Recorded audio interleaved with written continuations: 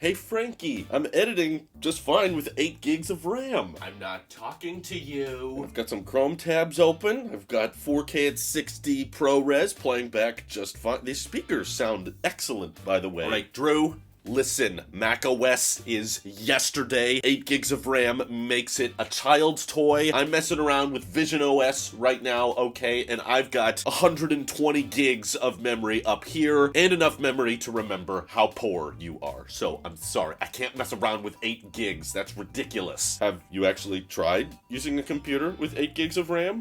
Yeah. It's called my iPhone, okay? And that iPhone has not enough RAM, in my opinion. I need the Ultra. That'll probably have a M3 Pro chip in it, and then maybe I'll finally have my 8K ProRes the way I like it, all right? So I'm done with you, okay? I'm blocking you from my eyesight. Fine, okay. Let's begin. So I have to unfortunately preface this entire review with the fact that I got a defective unit. It wasn't quite noticeable at first, but after I started using this MacBook for just a few minutes, I noticed there's a bunch of darker lines in the top right quadrant of this display. It's not on the left side, and I showed it to my wife. She noticed it too. It's definitely not on my old MacBook Pro from 2 years ago, so I'm fairly confident this is a defect. That's not the way it's supposed to look. It's very distracting while editing videos, which is part of the reason that I'm not going to be holding on to this thing for too long. Even if I wanted to keep it, I would definitely not be holding on to this model specifically. Also, I've been babying this thing. I haven't been throwing it around or anything like that. I just kind of put it on my desk and move it around to the couch every now and again. But aside from that, yeah, I don't think it's from anything I did personally, and this will certainly be going back to Apple. Hopefully they can fix it or find a better place for it. And I hope that that's the only defect. You know, I hope it hasn't affected any of the other performance testing I've done with the M3 chip, but let's talk about what most people want to debate about: 8 gigs of unified memory. We've all heard the arguments, right? For 2023, if you're spending $1,600 on a laptop, it's gotta come with more RAM than that, right? And it only costs Apple probably a couple of pennies to upgrade the RAM to 16 gigs, and therefore they should just give everyone 16 gigs by default, right? And I'm not even trying to say that that's an unreasonable request, but the truth is, Apple and no other company out there ever prices their configurations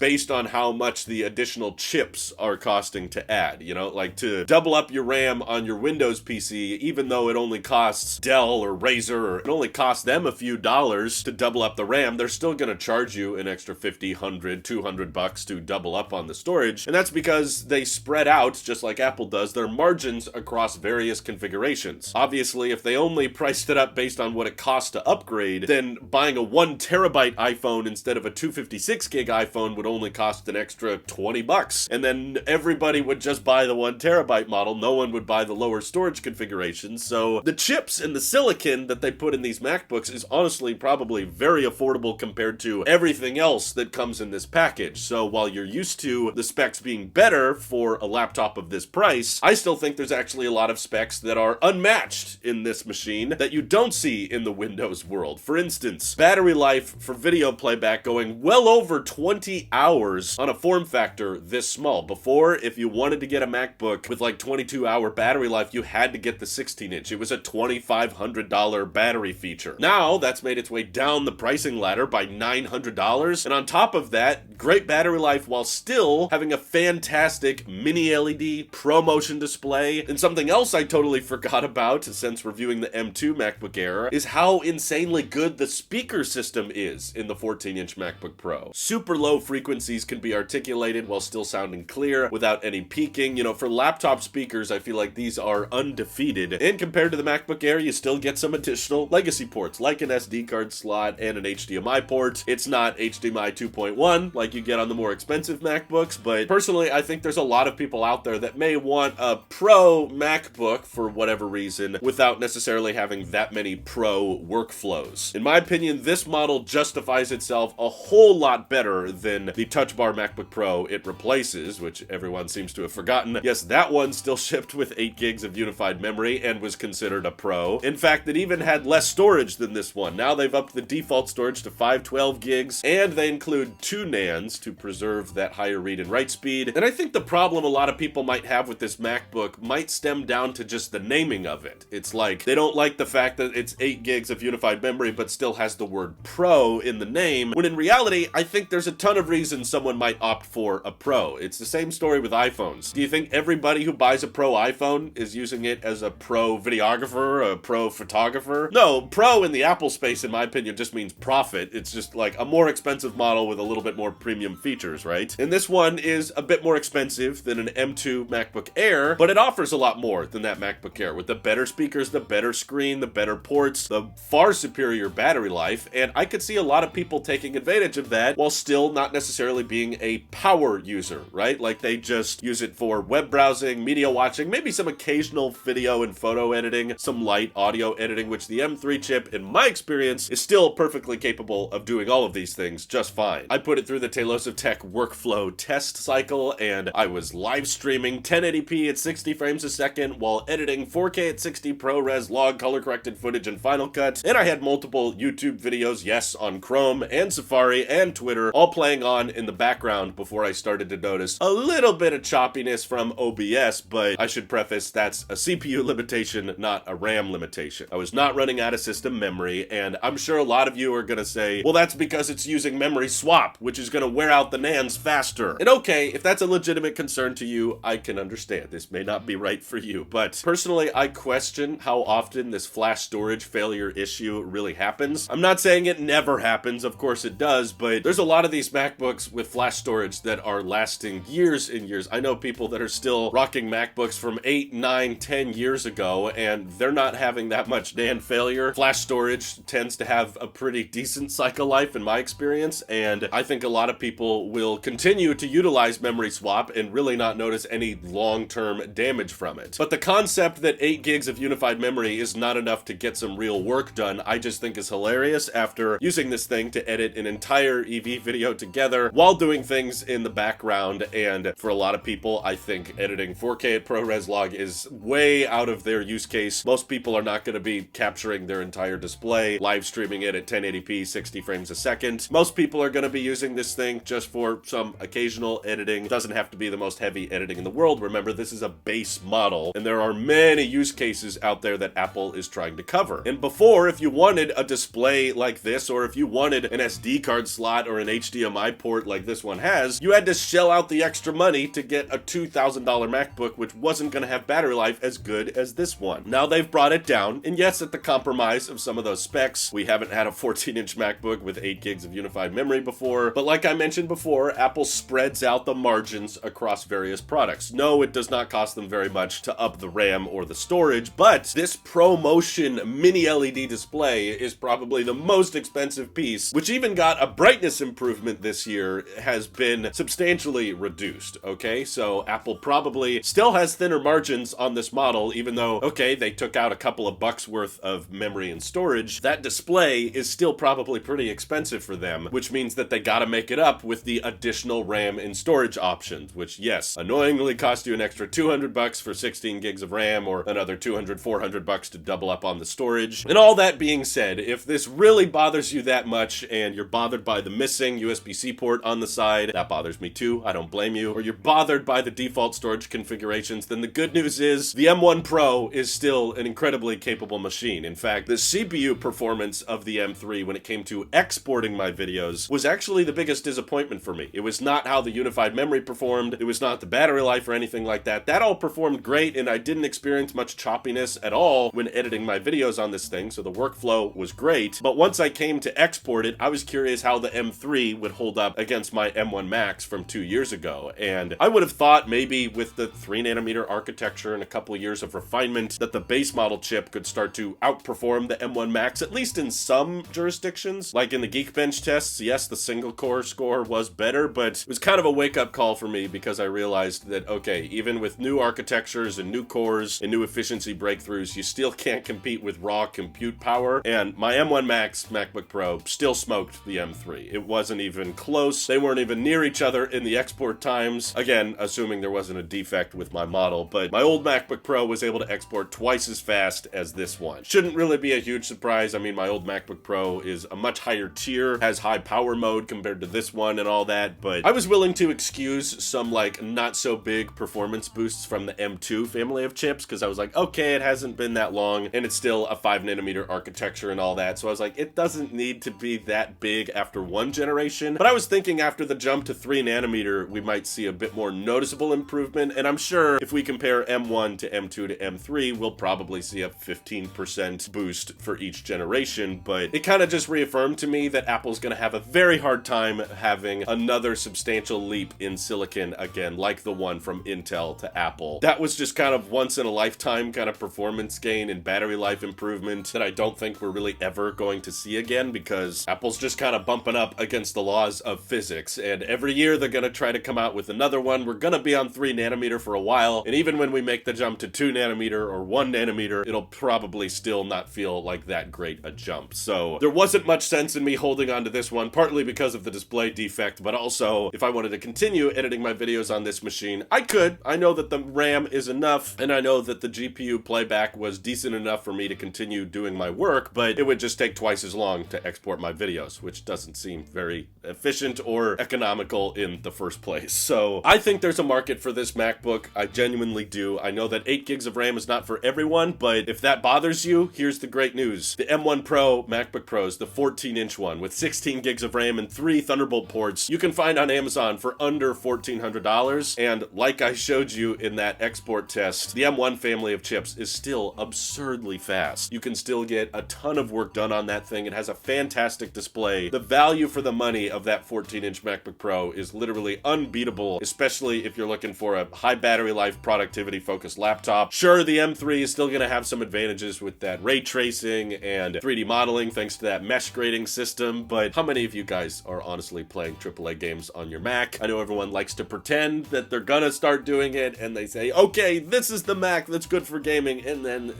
doesn't really go anywhere because it doesn't have the exclusive game titles they're looking for. So I would say for the vast majority of you, like, just buy a 14-inch MacBook Pro from 2021. I know that sounds old, and maybe you're worried a little bit about Mac OS support and all that, but personally, I think the M1 family of chips is going to age very, very gracefully and still shows extreme performance capability, even at the end of 2023. So I am nowhere near close to being ready to replace my old MacBook Pro. It's still holding up strong. It's still slaughtering the competition, and I don't even mind that it's space gray. So what do you guys think of 8 gigs of unified memory? Feel free to hate me down in the comments down below, and thank you to everybody supporting this channel directly. Seriously, helps us out a ton, as does just watching these videos. And thanks again. Have an excellent rest of your day.